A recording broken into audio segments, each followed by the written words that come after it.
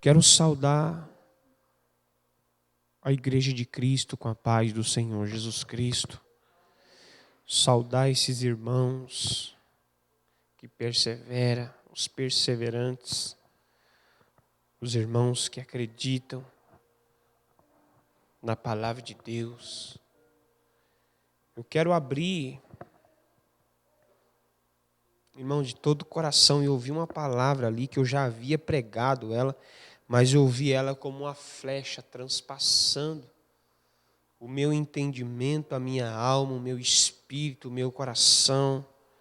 Essa palavra, ela complementa o que eu estudei para ministrar, mas eu tenho certeza que o que eu estudei não é suficiente para te convencer, para te restaurar, para te salvar, mas eu quero compartilhar daquilo que tem poder para salvar, para abrir o seu entendimento, para restaurar os valores, para estabelecer princípios que talvez nós perdemos no percurso ou quebramos.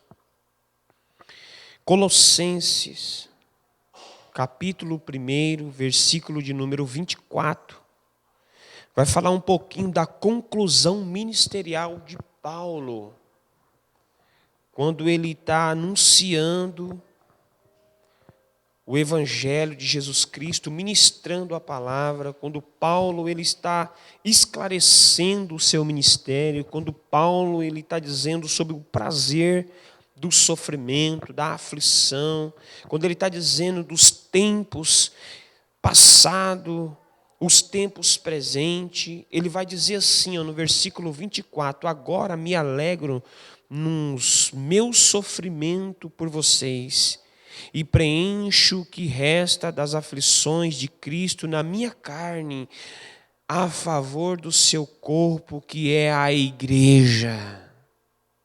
Irmãos, olha o que esse homem fala. Tenta abrir o seu entendimento aí. Tenta captar o que ele está querendo passar aqui. Olha só o que ele fala. Agora me alegro nos meus sofrimentos por vocês, e preencho o que resta da aflição de Cristo na minha carne, a favor do seu corpo, que é a igreja. Olha só a disponibilidade daquele homem de perseverar e de permanecer nos princípios de Deus, para que o corpo de Cristo, que é a igreja, fosse edificada. Que a igreja não deixasse os valores. Olha só o versículo 25. Da qual me tornei ministro de acordo com a dispensação da parte de Deus, que me foi confiada em favor de vocês para dar o pleno cumprimento da palavra de Deus. Olha o que ele está dizendo. Deus fez uma extensão da minha vida em favor de vocês para que eu pudesse anunciar o Evangelho de Deus em favor da igreja que é vocês. Olha a responsabilidade que todos nós temos. Vamos continuar aqui no 26. O mistério que esteve escondido durante séculos e gerações, mas que agora foi manifesto aos santos. Irmão, presta atenção, o que foi revelado, o que era mistério para nós, foi Cristo crucificado. Agora já não é mais mistério, agora é o plano de Deus revelado, diga aleluia por isso, é o plano de Deus revelado. Agora você não precisa mais esperar as coisas do céu acontecer. Você precisa trazer o céu para fluir nas coisas da terra por meio da obediência do plano revelado de Deus desde o século passado até a nossa geração. O que falta para você? Diga para essa pessoa do seu lado, o que falta para você? Completa essa frase comigo, decisão. Vamos acompanhar a leitura, o 27. A este Deus quis dar o conhecer a riqueza da glória desse mistério entre os gentios, que é Cristo em vocês, a esperança da glória. Olha o que ele quer fazer, irmãos. Irmão, o que Deus planejou desde o futuro até o presente foi revelar o passado que estava estabelecido desde a antiguidade. O que Deus fez para o futuro, o Apocalipse diz que o que Deus fez para o futuro, o homem ainda não é capaz de entender esses mistérios. Mas o mistério da salvação foi revelado em Cristo Jesus. Então agora você já não vive mais daquele homem de pecado. Agora você vive no homem remido em Cristo Jesus. A mulher remida em Cristo Jesus. O 28. Este Cristo nós anunciamos, advertindo a todos, ensinando a cada um em toda a sabedoria, a fim de que apresentemo-nos cada pessoa perfeita em Cristo, para que se a fim que eu empenho, esforçando-me mais possível, segundo o poder de Cristo, que opera poderosamente em mim. Irmão, presta atenção. O poder de Cristo que opera grandiosamente, poderosamente, transformando o meu homem interior a cada dia. Não sabe o que é isso? Que nós não precisamos de auxílio de outras coisas a não ser o que Cristo já colocou dentro de nós. O poder de Cristo é suficiente para nos transformar dia após dia. Nós não precisamos alterar esse plano. Quem está entendendo isso? Irmãos, eu quero falar a respeito do caráter de Paulo, que definiu o seu destino. Presta atenção, o meu caráter define o meu destino. Porque o princípio de Deus, ele é inegociável. Dentro desse versículo que eu li com vocês, vai dizer assim, ó, completamente resumindo, o evangelho se resume na cruz de Cristo, que sempre foi o plano eterno e perfeito de Deus a ser revelado a nós. Essa mensagem para você, ela já se tornou normal? Essa mensagem para você já se tornou comum? Se porventura essa mensagem do Evangelho de Deus, resumido na cruz do Calvário, na cruz de Cristo, que é o plano perfeito para a obra salvífica da humanidade, se tornou comum para você, é porque você já se perdeu no processo. Porque o dia que esse plano de Deus se tornar comum para a minha existência, é porque eu já perdi os valores e os princípios de Deus no percurso. Se eu entender os valores dessa obra, se eu entender o poder dessa obra, se eu entender que esse plano ele foi inviolável, foi guardado até ser revelado a nós, sem nenhuma alteração, eu vou preservar esse plano todos os dias da minha vida. Todos os dias eu vou olhar para a cruz, para o Calvário, e vou lembrar o que Cristo fez por mim. E quando eu lembrar que Cristo fez por mim, eu vou me lembrar de quem eu era e do que a obra da cruz me tornou. Do que Cristo me proporcionou. Se Cristo me proporcionou isso, como eu devo lidar com isso? Abre comigo a primeira carta de Coríntios. Capítulo 1, versículo 18. Diz assim, ó: certamente a palavra da cruz é loucura para os que se perdem, mas para nós que somos salvos, ela é poder de Deus. Ô irmãos, se eu estou tentando passar para você, se eu estou tentando, eu estou buscando, né, ouvir a voz de Deus aqui, eu estou aqui, irmãos, literalmente, buscando se sensibilizar com a voz de Deus que está falando comigo. Eu estou tentando tirar toda a obstrução que está tentando interferir a clareza da voz de Deus na minha audição espiritual, para me transpassar para vocês essa mensagem que é loucura para os que estão perecendo e sabedoria para os que estão sendo salvos. É a obra da cruz. Paulo, quando ele está tentando descrever essa mensagem para esses homens que estavam cheios de eloquência, estavam cheios de conhecimentos humanos, eles estavam cheios de eficiência.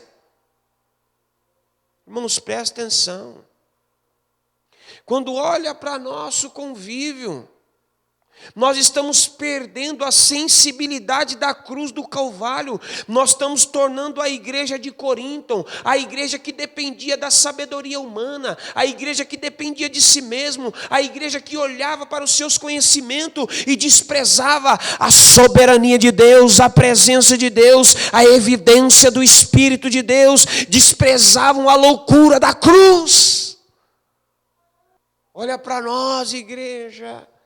Nós talvez estamos ficando estacionado, estagnado, acomodado e conformado com esse presente século. Talvez nós vamos se tornar como Dema, que se tornou amante daquele presente século e abandonou Paulo na obra missionária. Paulo, quando ele se disponibilizou a se entregar pela obra redentora da cruz para anunciar o Evangelho por meio do Espírito, ele disse: para mim morrer é lucro e viver é Cristo. Já não vivo mais eu, agora é Cristo que vive em mim. Paulo estava tentando expressar a loucura da cruz para aqueles homens entendidos e que se dizia ser os sábios da época. Hoje para nós o conhecimento está nos estragando, porque talvez nós estamos conhecendo e perdendo a sensibilidade da pessoa bendita do Espírito Santo. Irmão, vocês não sabem a guerra que é da gente tirar os comichões dos nossos ouvidos. Irmãos, é melhor nós mantermos a via da nossa audição sensível ao Espírito do que deixar ela se perder pelos conhecimentos terrenos ou informações teológicas. Eu não estou trazendo uma liturgia contra o conhecimento ou a teologia, mas é fato, ninguém consegue explicar a Deus. É fato. Com toda clareza, mansidão e humildade, Jesus, na pessoa humilde que ele representou, ele disse assim, ó: vinde a mim, vós que estáis cansados, sobrecarregados e oprimidos, que eu vos aliviarei, e aprendei de mim, que sou manso e humilde de coração. Paulo, quando ele entende isso, a vida dele é transformada. Eu posso dizer que a transformação de Paulo é a maior evidência da obra operacional do Espírito Santo.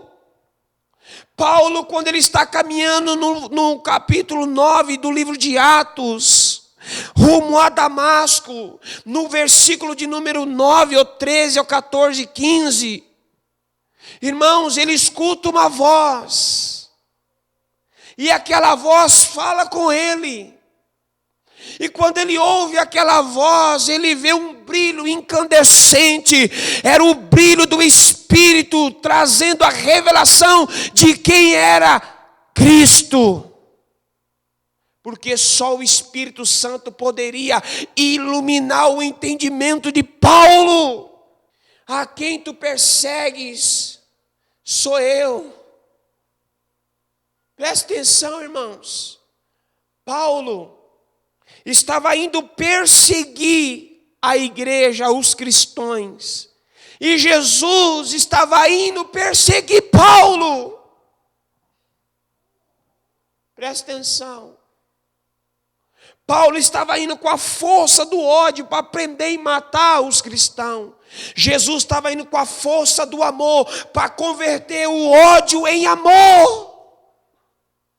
E quando ele se depara com Jesus, ele é transformado, porque o ódio não resiste à força do amor. E sabe o que acontece conosco? Esse amor em Cristo Jesus, que um dia foi revelado em nós, está adormecido pelo conhecimento e o trajeto que nós adquirimos no percurso do cristianismo. Adormeceu, eu já não tenho mais o mesmo entusiasmo, eu não tenho mais a mesma dedicação, eu não tenho mais o mesmo amor, o fervor a respeito da loucura que me salvou, que é a obra da cruz. A cruz para mim agora se tornou só uma madeira. Irmãos, entenda, quando eu entendo a obra da cruz, ela não é mais uma madeira, ela é uma obra vivificante em Cristo Jesus. Não tem mais a ver com a madeira, tem a ver com a obra operacional do Espírito. O que está acontecendo com a igreja, irmãos? A igreja está correndo um alto risco, muito perigoso dela inchar. A igreja está correndo um risco dela perder a identidade do Espírito e começar a viver a identidade do conhecimento humano. Ela está começando a correr o risco de perder a identidade celestial e revelar para a humanidade que já está perdida a revelação da ciência e do conhecimento humano. A igreja é para ela influenciar, ela está sendo influenciada. A igreja é para ser a inspiração da humanidade por meio de Jesus. Paulo, quando ele chega em Atenas, irmãos, ele vai se deparar com os homens mais cultos da época. E ele não chega com o seu conhecimento, ele chega com a loucura da pregação do evangelho que salva. Qual que é essa loucura? É Cristo crucificado. Vocês precisam tirar as obstruções dos vossos ouvidos. Você precisa tirar os comichões dos ouvidos. Você precisa tirar a sofisma da mente. Você precisa tirar a trava dos olhos. Você precisa liberar o coração para entender a missão e a obra da salvação pela cruz. Irmãos, vocês não acham que não têm ciência da profundidade do que vocês representam? Leia comigo, no mesmo capítulo da primeira carta à igreja aos Coríntios, capítulo 1, versículo de número 21. Visto que na sabedoria de Deus, o mundo não o conhece por sua própria sabedoria. Deus achou por bem salvar os que crê por meio da loucura da pregação. Presta atenção no 22. Porque os judeus pedem sinais e os gregos buscam sabedoria, mas a nós pregamos Cristo crucificado, o escândalo para o judeu e loucura para os gentios.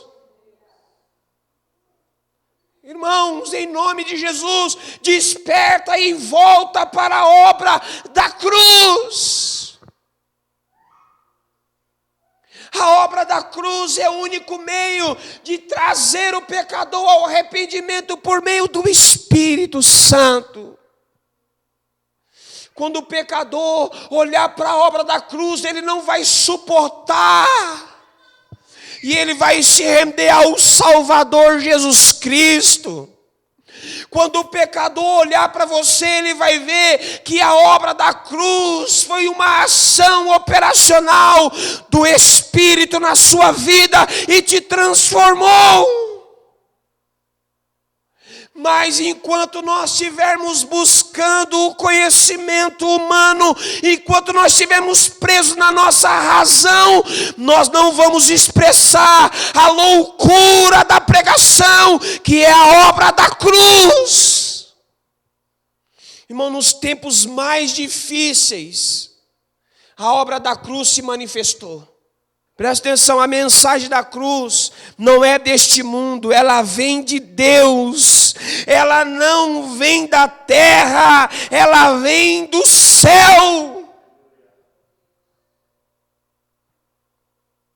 Quem entendeu isso? Em nome de Jesus. Irmãos, não tente naturalizar a obra da cruz. Não imagina um homem na sua humanidade levando um madeiro nas costas para ser morto como um maldito e a obra encerra ali. Porque talvez para você que estagnou o seu chamado, a sua vida espiritual, para você que já está acomodado, para você que já está conformado, presta atenção, a obra da cruz não parou no Calvário. Não foi o homem que descobriu, irmãos, foi Deus que revelou a obra salvífica. Não foi o homem que descobriu, não foi a natureza humana que desvendou, não tem nada a ver com o homem, a obra da cruz. O homem não descobriu, foi Deus que revelou a mensagem da cruz. A mensagem da cruz foi ordenada antes da fundação do mundo, irmãos. A obra da cruz, ela foi ordenada antes da fundação do mundo. Não foi o homem que descobriu pela sua ciência ou pela sua sabedoria.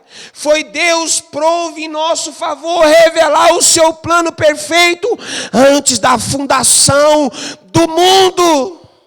O que nós estamos fazendo com essa obra redentora? A Bíblia diz que nós somos comprados com um alto preço. E aí eu vou parafrasear com você. O diabo sendo um tolo, ignorante diante de Deus, porque o conhecimento maligno não se compara à sabedoria de Deus. Então entenda, sendo o diabo opositor da obra de Deus, ele vem e impede e dá um preço pela humanidade. Vem Deus e revela o plano. O plano é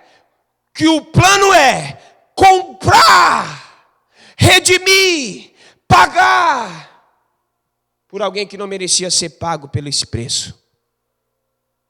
O plano é Deus ofertar, pagar um custo, um preço, um valor que homem nenhum poderia pagar por alguém que não merece. Por alguém que até hoje não merece. Então o diabo põe um preço, Deus vai e paga. Como que ele paga, irmãos? Como que ele paga? Deus, ele paga o mais alto preço por você, cara. Isaías tenta descrever, em Isaías 53, ele tenta descrever a pessoa bendita de Jesus. Ele fala dos caminhos, ele fala dos castigos que vai trazer paz, que ele iria carregar. Ele fala da maldição que o outro ia carregar. Sabe o que é isso, irmãos? É como Isaías estivesse parafraseando. Ele não tinha beleza e nem formosura. Ele era desprezado e humilhado.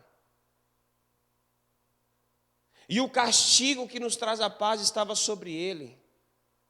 Sobre as suas pisaduras, nós fomos sarados. Ele tenta descrever a obra salvífica. Só que Deus, no tempo presente, Ele revela o seu plano perfeito. No seu tempo presente, Ele pega Jesus e coloca na cruz. Jesus entrega a sua vida.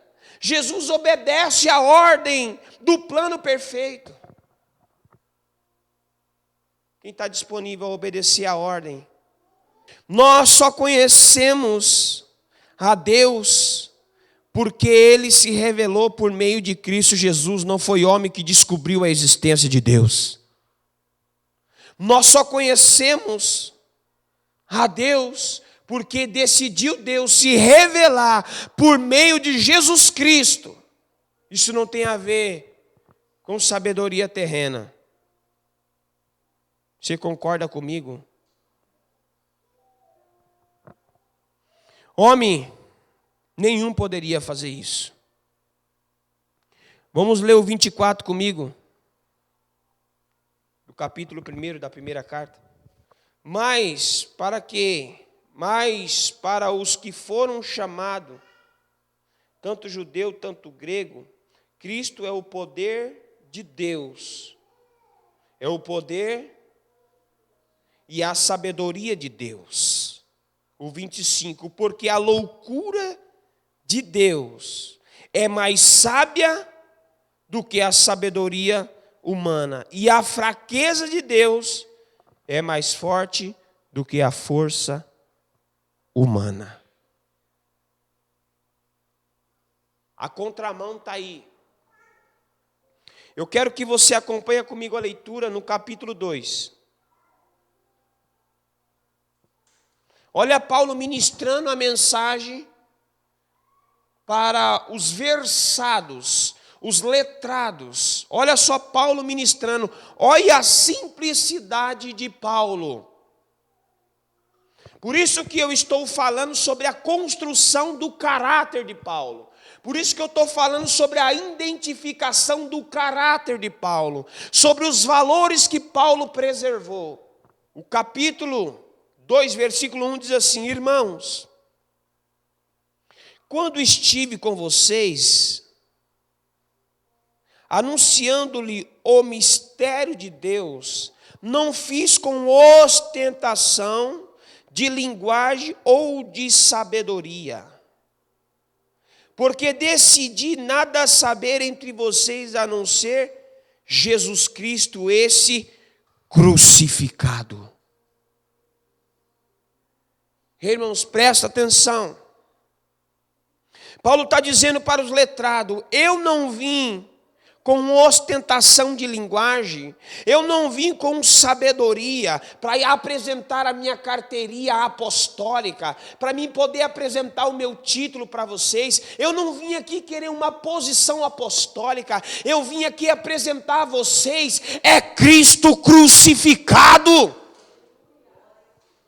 Enquanto nós estamos perdendo um tempo para se confrontar, se degladiar com informação humana, querendo convencer uns aos outros com teologia, presta atenção, Paulo só queria apresentar alguém. Paulo só queria dizer assim: eu vim a vocês a apresentar a Cristo, esse crucificado. Porque nós estamos causando um problema, porque nós atraímos coisas que não devemos. Diga para o seu irmão do seu lado: a Bíblia é suficiente para te convencer. Pronto! Nós não precisamos misturar o santo com o profano para ganhar o profano mostrando que sou santo. Não! Nós entendemos aqui, diante da loucura da pregação.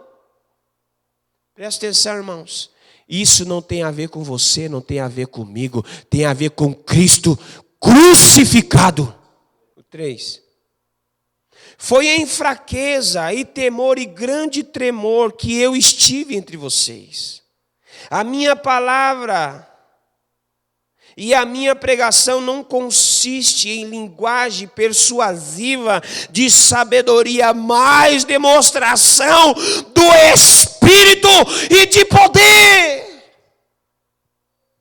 O que eu quero dizer com você na construção de raciocínio de Paulo, na palavra que Paulo estava pregando aos letrados, mestre? Sabe o que Paulo estava querendo dizer para eles? Que eu não vim trazer a você uma emoção, eu vim trazer a você a demonstração do Espírito e o poder. Paulo estava dizendo, eu não vim mexer com a sua emoção para você se convencer, eu vim trazer o poder pelo Espírito para converter o seu estado de pecado para o estado de santidade. E o que nós precisamos encarar essa realidade, que nós precisamos dar um basta na nossa vida aparente. Nós precisamos dar um basta nisso. Nós precisamos dar um basta de apresentar uma aparência do Cristo crucificado. E sabe o que nós precisamos apresentar? As marcas de Cristo em nós. É isso. Nós precisamos andar com as marcas de Cristo em nós. As marcas de Cristo não é você se mutilar. As marcas de Cristo não é você fazer um exorcismo com você. As marcas de Cristo na sua vida é o símbolo da regeneração que Ele causou em você. É as pessoas olhar e não enxergar mais essa velha criatura ainda manifestada. No temperamento, na postura, no exemplo. Porque por muitos perdem a credibilidade por mostrar a velha criatura em situações e momentos. Em lugares. Diga para o seu irmão do seu lado, carregue as marcas de Cristo. O 5. Para que a fé que vocês têm não se apoia em sabedoria humana, mas no poder de Deus. Para que a fé de vocês não se apoia em conhecimento humano, mas no poder de Deus. Sócrates, Platão, esses homens da época não conseguiram entender a revelação de Cristo crucificado. É os homens mais entendidos da época, mas eles não conseguiram entender. Sabe por quê, irmãos? Todas as vezes que você se apresenta diante de Deus, com a sua sabedoria, com o seu conhecimento, você demonstra a independência de Deus. E todas as vezes que você vai pregar uma palavra que sente dor de barriga, dá vontade de fazer necessidade, isso representa a dependência de Deus.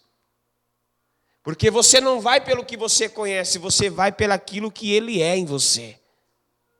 Você não vai fazer relaxadamente de qualquer jeito. Você vai se dedicar na palavra para anunciar a palavra por meio do Espírito, apresentando Cristo, esse crucificado. Por que esse Cristo crucificado? Porque primeiro, você apresenta Cristo crucificado para o pecador. E depois o pecador vai conhecer Cristo ressuscitado. E eu entendo essa revelação. Porque primeiro o pecador precisa conhecer Cristo crucificado, para ele poder reconhecer que quem crucificou a Cristo foi Ele. Para que depois da sua redenção, depois da obra operacional do Espírito, ele reconheça Jesus Cristo, esse ressuscitado. Quando eu estou falando com vocês a respeito disso aqui, sabe do que eu me recordo?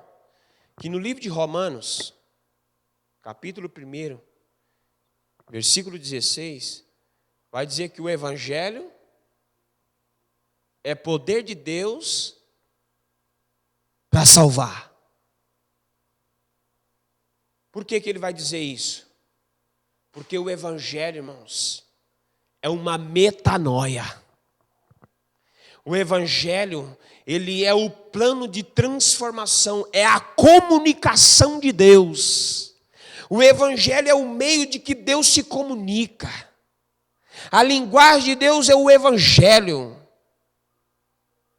Quem está entendendo isso? A linguagem de Deus é o Evangelho.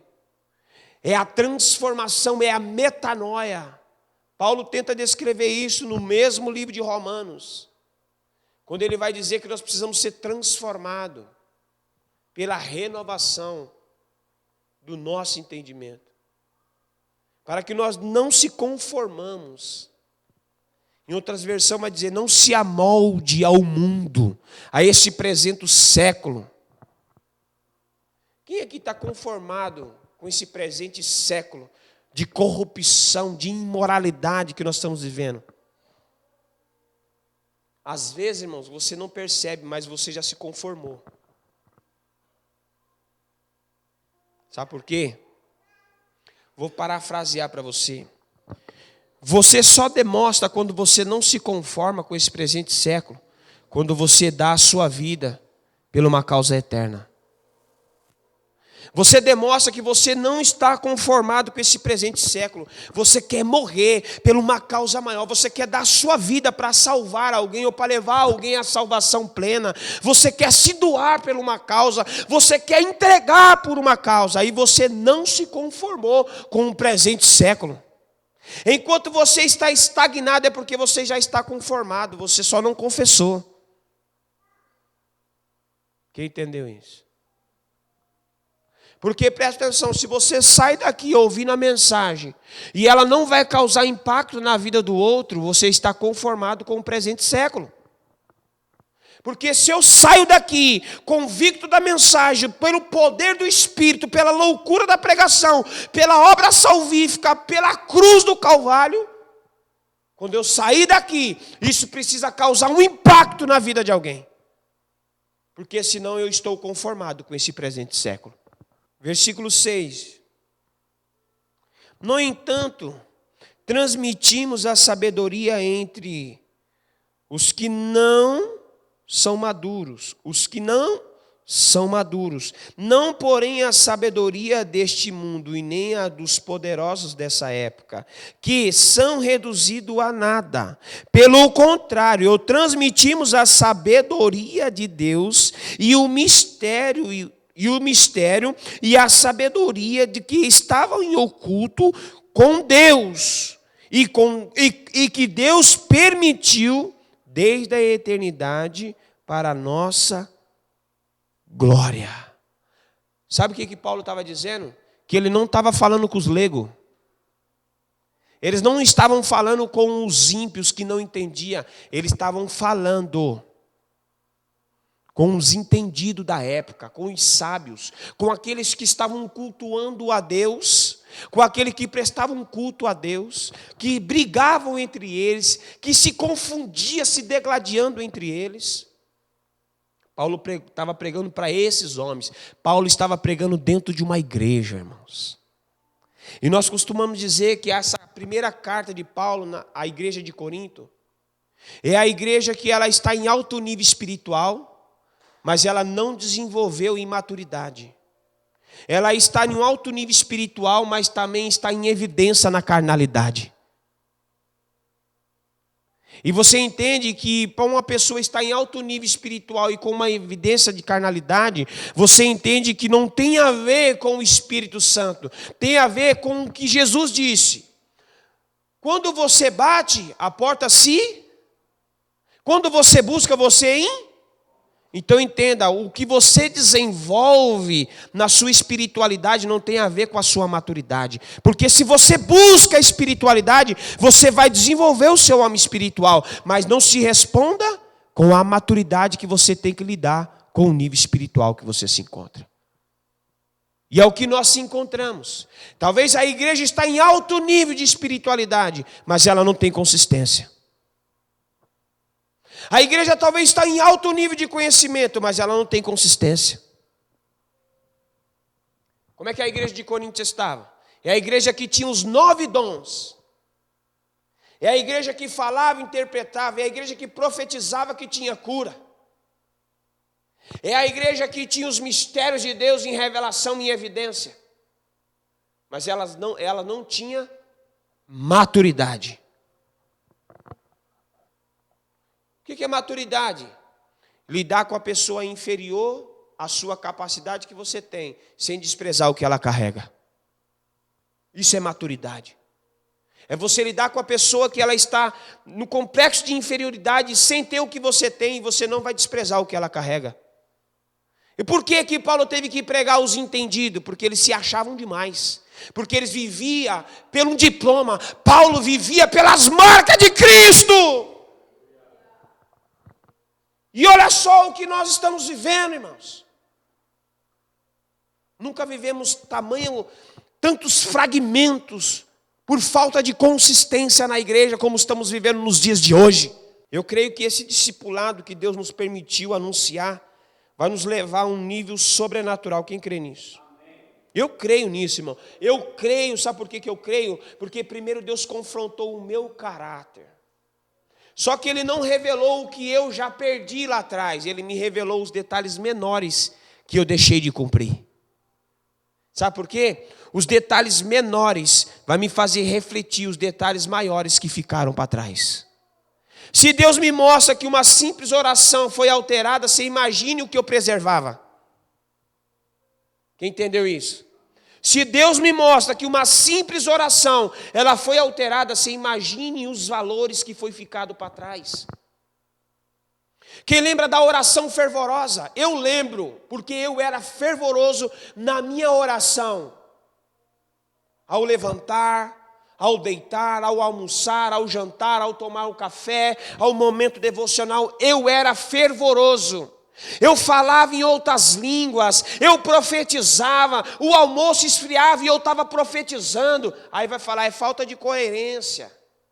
Irmãos, eu prefiro comer uma comida gelada do que perder a evidência do Espírito na minha mesa. Se eu perder a evidência do Espírito na minha mesa, imagine diante da sociedade. Imagine na sociedade. E o que eu quero dizer para você aqui? Vem comigo para a Bíblia. Versículo de número 8. Nenhum dos poderosos deste mundo conheceu a sabedoria, porque se tivesse conhecido, jamais teria crucificado o Senhor da glória. Paulo estava dizendo para ele, se vocês fossem mesmo um homem que recebeu sabedoria de Deus, vocês jamais teriam crucificado o Senhor da glória. Presta atenção. Se verdadeiramente nós recebemos o autor da glória, nós jamais, irmãos, poderia deixar que a velha natureza viesse para fora. Se verdadeiramente eu recebi o Senhor da glória, se eu recebi Ele, como essa velha natureza ganhou força de novo? Alguém consegue me dar uma resposta para isso? Eu não encontrei essa resposta, irmãos. Presta atenção, irmãos. Todos nós podemos carregar uma falha no nosso caráter. E o problema não é nós desenvolver uma falha. O problema é nós enxergarmos a falha do nosso caráter e não corrigi-la. E quando eu enxergo a falha do meu caráter e eu começo a manipular ela, arrumar desculpa para que ela possa ficar em evidência, arrumar desculpa para que eu possa alimentar ela, presta atenção, no tempo oportuno ela vai causar uma catástrofe no meu ministério. No tempo oportuno, aquela falha do meu caráter que eu desenvolvi e não corrigi ela no tempo oportuno, ela vai causar uma catástrofe no meu ministério. O versículo 9 diz assim: mas como nem olho nem viu, nem ouvidos ouviram, e nem jamais penetrou o coração humano, é o que Deus tem preparado para aqueles que o amam. Quem pode dar glória para Jesus? Você pode dar glória para Jesus? Eu quero ler com vocês quatro versículos para mim encerrar, porque eu não consegui entrar na mensagem aqui. Eu vou ler 4 versículos com vocês. E esses versículos vai falar ao seu coração a respeito da evidência. Evidência. Evidência é algo autentificado. Evidência é algo inegociável. Você tem como substituir o Espírito Santo? Tem como? Então você vai ver que a evidência, por meio do Espírito, ela é insubstituível. Quem aqui carregava a evidência de falar em novas línguas e não fala mais? Quem aqui carregava a evidência do dom de cura e não exerce mais? Quem carregava o dom de visão, de revelação, de interpretação, presta atenção, adormeceu. Adormeceu. O falar em línguas agora se tornou vergonha ou imitação. Presta atenção, irmão, a evidência do Espírito. Paulo fala assim, ó: eu prefiro falar uma palavra que todos entendam do que falar 10 que outros não entendam. Porém, eu sou o que mais falo em outras línguas do que vocês. Paulo estava dizendo assim, ó: eu carrego o dom, eu carrego a evidência de outras línguas, mas porém a vocês eu vou pregar para que vocês entendam que eu estou falando a respeito da evidência do Espírito. Sabe por quê, irmãos? Porque nós estamos adormecendo isso. A Bíblia diz, Paulo diz, que alguns da igreja, que ele manda ali uma carta para a igreja de Filipe, ele diz assim, ó: vocês estão se tornando inimigo da cruz. Inimigo da cruz. Inimigos da cruz. Como é que pode deixarmos adormecer a evidência do Espírito? Irmãos, fervor não é causar confusão. Revelação não é expor o pecado de ninguém. Presta atenção. Fervor é o que você carrega diante da situação difícil e facilitada. Revelação é você estar em favor de uma pessoa que está em pecado. Presta atenção, é evidência do Espírito. É para que você esteja em favor de alguém. Olha para nós como igreja. Olha para nós, irmãos. Nós temos vergonha de falar em outras línguas. Tornou escândalo para nós que andamos um dia em evidência. Mas eu vou dizer uma coisa para você, irmãos. Eu quero permanecer com esse fervor, com essa evidência até a volta de Cristo. Irmãos, eu levanto de manhã, eu falo em novas línguas. Eu vou dormir, eu falo em novas línguas. Eu vou comer, eu falo em novas línguas. Não tem a ver com repetir, não tem a ver com imitar, tem a ver com o que você carrega. Se é repetir, eu quero ver você interpretar o que eu estou falando do mesmo jeito que você está falando. Interpreta aí. Se eu estiver te repetindo. Se eu falar para o Ricardo assim, eu te amo, Ricardo, o Ricardo falar que me ama. Todos nós estamos entendendo. E se eu pegar a mesma linhagem, no mesmo sentido da mesma fala que ele falar e eu falar, eu quero ver você fazer a diferença. Porque quem entende isso é só quem anda em espírito, e quem está em espírito e que vive em espírito. Não tem a ver com a sua racionalidade humana. Não tem a ver com você, tem a ver com Ele. É Ele que interpreta, é Ele que me revela, é Ele que me responde. Eu conheço esse Deus, não é somente de ouvir falar, dos outros anunciar, irmãos. Eu ando em evidência com Ele diante dos meus pecados, dos meus erros, das minhas falhas e talvez até das minhas transgressões. Sabe por quê? Ele não alterou o relacionamento dele comigo por causa das minhas transgressões, dos meus pecados, dos meus erros. Ele só me mostrou para que eu pudesse me corrigir e não tornar a fazer de novo. Deus não tem prazer naquele que retrocede ou naquele que se perde. Deus não tem prazer, irmãos. Como eu vou vender o dom de Deus? Quem lembra? O Simão Mago. Quem lembra? Ele quis sacar uma foice e dizer para o Pedrão: e como é que faz para ter esse mistério aí? Como é que faz? Aí eu chego no Ricardo: aí Ricardo, como é que faz para nós falar essa mesma língua que você está falando aí? É outro idioma. Me ensina aí. Aí o Ricardo fala assim: se arrependa dos seus pecados, não deixe o diabo tomar conta do seu coração, pastor. Se converta dos seus maus caminhos. Esse dom não é para você comprar. Esse dom é dom de Deus, é gratuito. Se dedique. Volte às evidências, pastor. Eu vou ler esses 4 versículos com você, porque eu não tenho como mais ministrar o restante. Falei para você, Pamela, que não ia dar para mim abrir o papel. Tá aí, não tem nada a ver comigo, né, irmão? Tem nada a ver conosco. Tem nada a ver. Lê comigo aí a palavra de Deus. O versículo 10. Deus, porém, revelou a nós por meio do seu Espírito, porque o Espírito sonda todas as coisas, até mesmo as profundidades de Deus, irmãos. Não é a superficialidade de Deus, é a profundidade de Deus. Alguém que não sabe nadar tem coragem de pular num oceano, num rio, num mar, numa represa?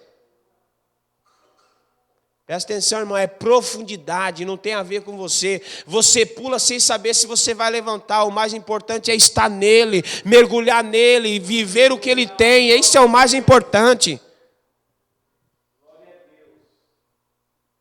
Pois quem conheceu as coisas do ser humano, a não ser o espírito humano, que nele está, assim ninguém conhece as coisas de Deus, a não ser o Espírito de Deus.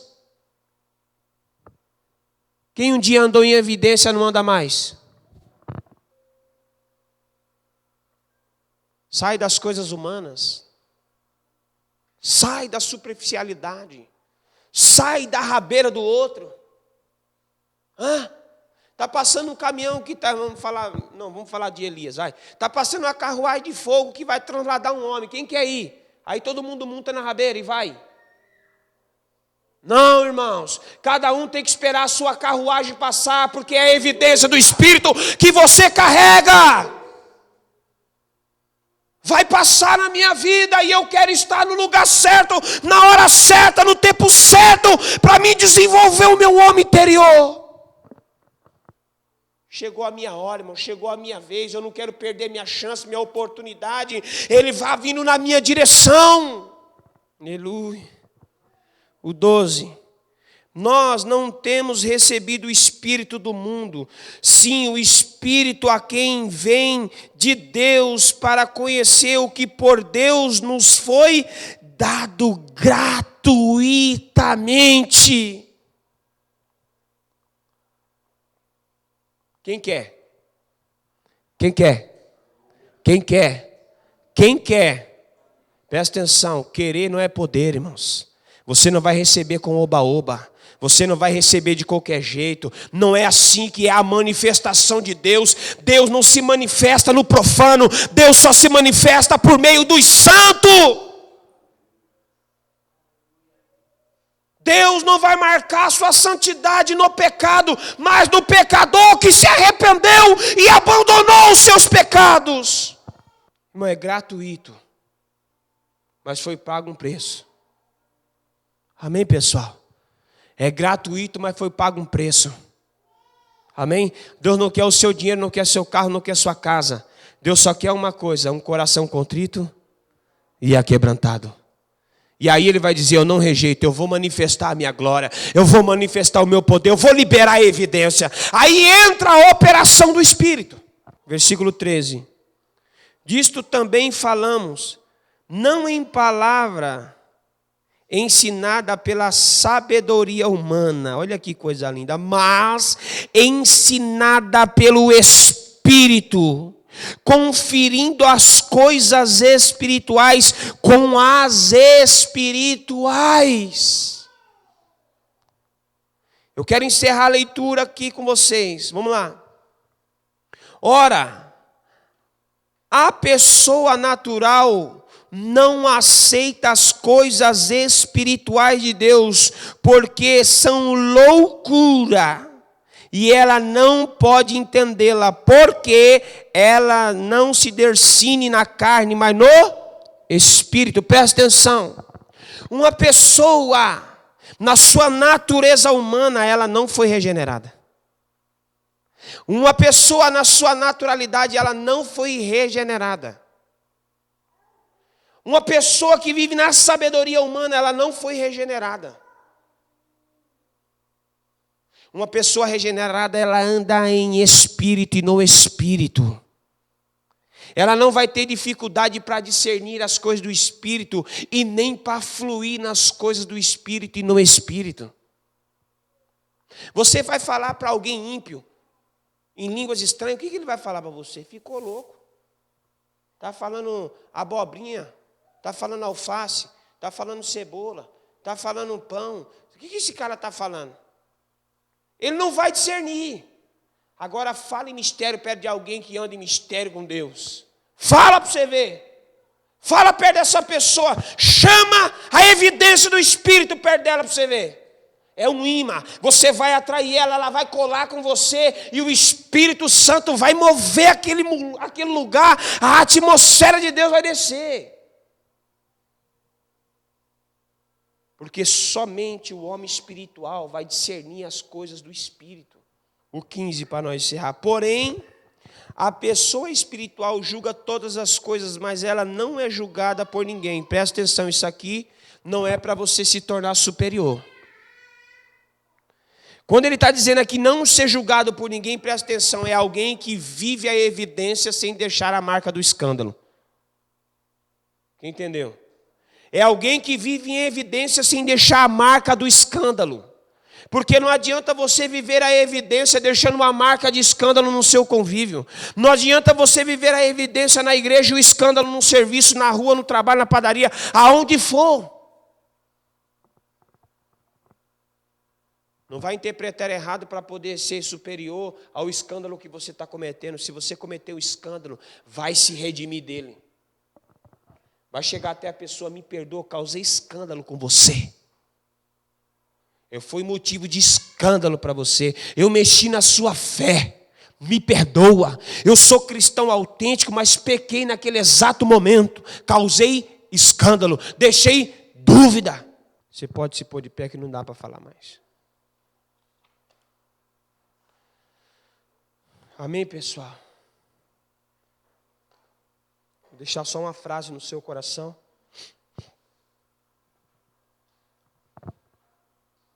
Paulo, quando eu coloquei esse tema, o caráter de Paulo definiu o seu destino.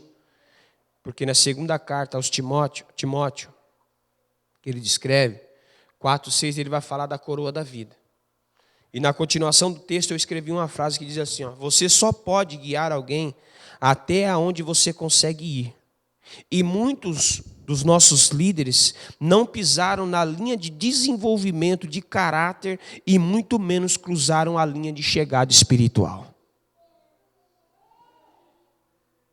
Entendeu?